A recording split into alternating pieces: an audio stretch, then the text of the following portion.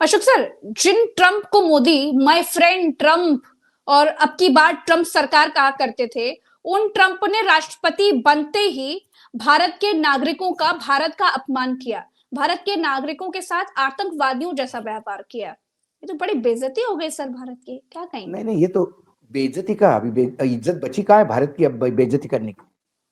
उन्होंने तो निर्णय आने के तुरंत बाद राष्ट्रपति पद की शपथ लेने के पहले ही पहली बार उन्होंने ललकारा एक बात को लेके। उन्हें कहा ये ब्रिक्स में जो लोग बात कर रहे हैं कि हम हमारी करेंसी फ्लोट करेंगे, मैं वार्निंग देता हूं, डॉलर के साथ खिलवाड़ मत करिएगा, सारा धंधा डॉलर में करेंगे आप, ये तो मैं सैंक्शन दूंगा। ब्रिक्स में ब्रिक्स की करेंसी होनी चाहिए, ये प्रोजेक्ट प्रपोजल किसने लाया था? आदरणीय नरेंद्र मोदी जी ने। क्या हुआ उसका? ट्रंप के ललकारने के बाद मोदी जी शांत हुए। बाद में यहां तक हुआ कि हमारे विदेश मंत्री जयशंकर जी ये बोल गए कि ब्रिक्स में कभी करेंसी लाने की बात ही नहीं हुई। झूठ पे झूठ। दूसरी बार उन्होंने ललकारा कि भारत टैक्स का खेल करने वाला राज्य है, देश है, भारत में टैरिफ भयावह है। यदि भारत ने अमेरिकन जो निर्यात होता है अमेरिका से भारत को, और जो भारत आयात करता है अमेरिका से, उस पर यदि टैरिफ कम नहीं किया तो हम भारत के ऊपर कई गुना 100% टैक्स लगा देंगे, तो भारत इससे बाज आए। तीसरी बात उन्होंने कही कि मोदी जी मेरे दोस्त हो सकते हैं, लेकिन अमेरिका सर्वोपरि, अमेरिका मेरे लिए सबसे प्राइम है। इसके लिए अमेरिका में जो अवैध भारतीय रह रहे हैं वो एलियन है, वो क्रिमिनल है, उनको हम यहां से भगाएंगे। जी। ये जब बात की तो उन्होंने, मैं बता रहा हूं आपको, ये भारत के साथ किया, भेजा, ये तो अब भी बेइज्जती हुई। लेकिन जब उन्होंने ब्रिक्स के करेंसी पे बोला, हमारे विदेश मंत्री झूठ बोले। ब्रिक्स में तो कभी हमने करेंसी की बात ही नहीं की। मोदी जी का स्टेटमेंट है, यूट्यूब पे दिख जाएगा आपको। जी जी। अलग बात चाहिए। तो अपने ही प्रधानमंत्री को झुटलाने वाला एक विदेश मंत्री आज यदि इस कैबिनेट में है तो पूरे देश की तोहिन। उसके बाद जब टैक्स रिजिम की बात की तो आपने तुरंत टैक्स के लिए हाँ कह दी। अशोक उसके सर, बाद कोलंबिया तक ने, अशोक सर, कोलंबिया एक तक सेकंड, ने मैं इस तरह की बता बेइज्जती। रहा हूं प्रज्ञा जी, पूरा करने दीजिए। उसके ठीक है बाद सर। जब उन्होंने बोला भारत के नागरिकों को निकाल देंगे, तो सबसे पहला देश था विश्व के पटल पे, पहला देश जिसने हाथ जोड़ के कहा कि माए बाप हम वापस ले लेंगे। मैक्सिको ने कहा हम सोच के वापस लेंगे, ये दो देशों के बीच का संबंध है, आप हमको सूची दे, हम तय करेंगे हमारे लोग है कि नहीं है। जबरदस्ती। और इन्होंने जब प्लेन वहां भेजा तो उन्होंने प्लेन उतरने नहीं दिया, मैक्सिको ने प्लेन वापस किया। कोलंबिया जैसे देश ने आंखें दिखाई। ग्रीनलैंड छोटा देश है, जब उन्होंने कहा कि ग्रीनलैंड, कनाडा, मैक्सिको सब एक होकर बड़ा अमेरिका बनाएंगे, तो ग्रीनलैंड ने कहा औकात में रहो, हमारा देश अपना देश है और किसी के साथ मिलेगा नहीं।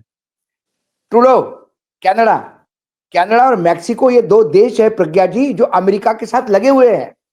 जी। अमेरिका पे उनको हमला करने के लिए ज्यादा देर नहीं लगेगी। अमेरिका को भारत पे हमला करने के लिए 12 घंटे लगते हैं प्लेन को आने के लिए, और जहाजों के लिए 15 दिन। वो तो बिल्कुल 5 सेकंड 5 मिनट के अंतर पे हैं। 2 किलोमीटर वाला मिसाइल भी जाके फूट सकता है कनाडा में। लेकिन जब उन्होंने कनाडा के ऊपर जब 25% ड्यूटी लगाई तो कनाडा ने अमेरिकन चीजों पे ड्यूटी लगाई। मैक्सिकन ने यही कहा, मैक्सिकन ने कहा कि आप हम पे ड्यूटी लगा रहे हैं, यदि हमने ड्यूटी लगा दी और तुम्हारा माल इंपोर्ट करना बंद कर दिया तो अमेरिका धाराशायी हो जाएगा। वही कनाडा ने कहा।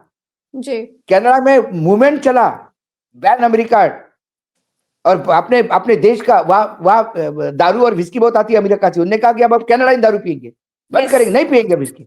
जब ये आंदोलन हुए तो ट्रंप ने अपना 25% टैरिफ वापस लिया। मैं कहता हूं भारत पहला देश था जिसने कहा कि हम हमारे लोगों को वापस करें, ले लेंगे। उन्होंने भारत के लोगों को वापस भेजा, ठीक है, आप जिस प्लेन से भेजो भेजो, लेकिन हथकड़ी और पैरों में बेड़ी लगा के नहीं भेजना था। सर क्या इस भारत बात इसके पर लिए भी बात नहीं कर पाया? इस बात पर विदेश मंत्री क्या कह रहे हैं वो भी तो हास्यास्पद है। कह रहे हैं ये तो अमेरिका की नीति है, इस तरह से अप्रवासियों को भेजना अमेरिका की नीति है, बेड़िया वेड़ी लगा के हाथ कड़िया पहना के। मिस्टर मंत्री जी उस तो भूल गए, लग ही नहीं रहा कि अचार बेच रहे हैं कि ये विदेश मंत्री नहीं हैं, नहीं भूल गए मुझे लग नहीं रहा है नहीं, अपना काम ये। इनकी ये नीति विदेश क्या है मंत्री, अशोक सर? विदेश नीति कोई नहीं, विदेश मंत्री की तो कोई नीति नहीं। उनको यह पूछना चाहिए कि आप भारत के विदेश मंत्री है कि अमेरिका के दलाल? सवाल ये उठता है। आप अमेरिका को बोल तो सकते थे कि हमारे एम्बेसडर जब हमारे लोगों को एक्सेप्ट कर रहे हैं तो आप प्लीज इनको हाथ में कड़ी और पैरों में बेड़ी मत लगाइए, राइट। क्योंकि वो हम हमको वापस ले रहे हैं ना, हम मना तो नहीं कर रहे ना। अभी हम 12 उनको तारीख को अशोक बाकायदा, सर मोदी जी जा रहे हैं ट्रंप से मिलने के लिए। आपको क्या लगता है कि मोदी जी को अपना ये ट्रंप से मिलने का दौरा रद्द कर देना चाहिए था इतने अपमान के बाद? नहीं ये कर नहीं सकते, बड़े मुश्किल से तो अपॉइंटमेंट क्यों मिला अशोक है, सर? अरे बड़े मुश्किल से अपॉइंटमेंट मिला है भाई मिलने का। तो भारत क्या सम्मान क्या कुछ मायने नहीं रखता क्या मोदी जी के लिए? कौन सा सम्मान, कौन सा सम्मान? आप और मुझे तकलीफ होती है, गोदी मीडिया तो इस बारे में हर्षोल्लित था कि चलो अमेरिका से अब मिलने जा रहे हैं। भले ही ताजपोशी में नहीं बुलाया, लेकिन अब बुलाया है, अब मिलेंगे। वहां मोदी जी अपना बड़ा सम्मान करवाएंगे, वहां एक स्टेडियम में आयोजन होगा, मोदी मोदी मोदी के नारे लगेंगे, सारा गोदी मीडिया वो दिखाता रहेगा। लेकिन देखना यह है कि हथकड़ी और बेड़ी लगा के आए हुए लोग, उन लोगों का क्या? ये लोग अपना घर बार, जितने खेत खलियान सब बेच के गए बेच हैं, बाच करके सर, बेच बिल्कुल बेच के आपने लेके रोजगार गए नौकरी हैं, नहीं दी तब ना मजबूरी में नौकरी। बेचारे गए। हाँ, और ट्रंप की ये नीति ट्रंप के मुंह पे गिरेगी।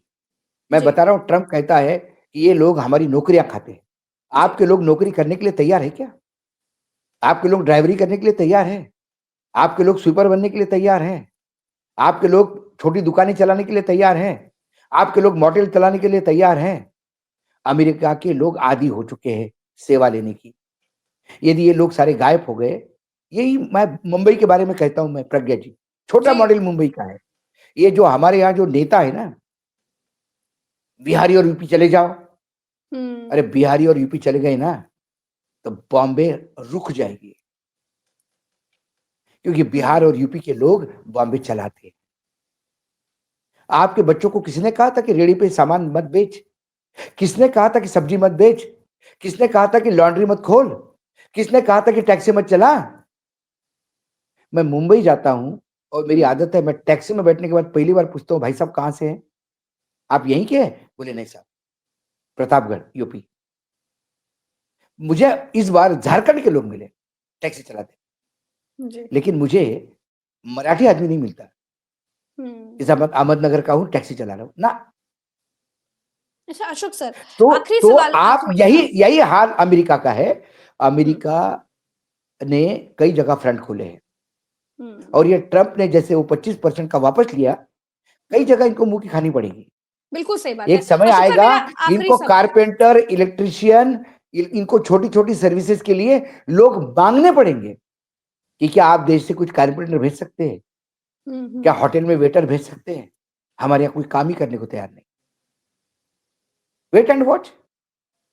अशोक सर आखिरी सवाल आपसे ये है कि आप अगर कोई सच्ची सरकार होती जिसके लिए अपने देश के नागरिकों का सम्मान अपना सम्मान होता, तो क्या प्रतिक्रिया करनी चाहिए थी? क्या उस तरह की कोई प्रतिक्रिया करनी चाहिए थी जो मनमोहन सरकार में देवयानी केस में हुई थी? सारी सुरक्षा हटा ली थी, सारी सुविधाएं हटा ली थी। बिल्कुल, अपनी सरकार कहना चाहिए था हम अपने प्लेन भेजते हैं, जी हमारे प्लेन से हमारे लोग आएंगे। हथकड़ी लगा के उनको अपमानित मत करिए, मेरे देश के लोग हैं वो। जी और यदि मेरे देश के लोग वहां चले गए तो ये हमारी निकम्मी सरकारें थी जिसकी वजह से यहाँ नौकरी नहीं, इसलिए चले गए। तो उनको ससम्मान वापस लाना था, चाहिए था। जी ये मैं कहता हूं। मुझे इंदिरा गांधी याद आती है आज प्रज्ञा जी, और बहुत याद आती है। जी जी इंदिरा गांधी ऐसी याद आती है कि जिसने दिल्ली में रह के ललकारा नहीं है, ये यूट्यूब से ललकारा नहीं है हमारे और आपके जैसे। व्हाइट हाउस में घुसकर निक्सन के मुंह पे सामने ललकारा है जी और ज्वाइंट प्रेस कॉन्फ्रेंस का बहिष्कार करके बाहर निकली। और जब गाड़ी में जा रही थी तो तत्कालीन विदेश मंत्री हेनरी किसिंजर गाड़ी के पीछे भागते हुए कहेंगे, madam prime minister please consider, madam prime minister please consider. Henry Kissinger की जरा किताब पढ़े तो पता पड़ता है इंदिरा गांधी क्या है। और इंदिरा गांधी वापस आने के बाद तब भी भारत गेहूं पे निर्भर था। तब भी भारत अमेरिका से बहुत ज्यादा चीजों पर निर्भर था, लेकिन आत्मसम्मान नाम की कोई चीज होती है। इंदिरा जी को अपने सम्मान से ज्यादा भारतीयों का सम्मान लगा था, इसलिए निक्सन के मुंह पे तमाचा मार के निकली थी और आते से अटल बिहारी जी को बुलाया और बोला कि अटल जी ऐसी सी बात होगी अमेरिका के साथ।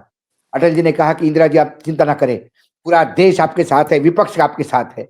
यदि लड़ाई अमेरिका के साथ है तो हम सब साथ हैं, क्योंकि ये भारत की अस्मिता का सवाल है। क्या देश था, क्या लोग थे, ये तो देश को बेचते हैं, ये देश को बेचने वाले लोग हैं। देखिए अमेरिका के सामने कैसे सरेंडर हो जाएंगे। अभी प्रधानमंत्री ने बात की, क्या बात की आपको पता है? प्रधानमंत्री जी ने क्या बात की? इन्होंने तो कह दिया कि प्रधानमंत्री जी राष्ट्रपति बनने के बाद प्रधानमंत्री जी को फोन आया था।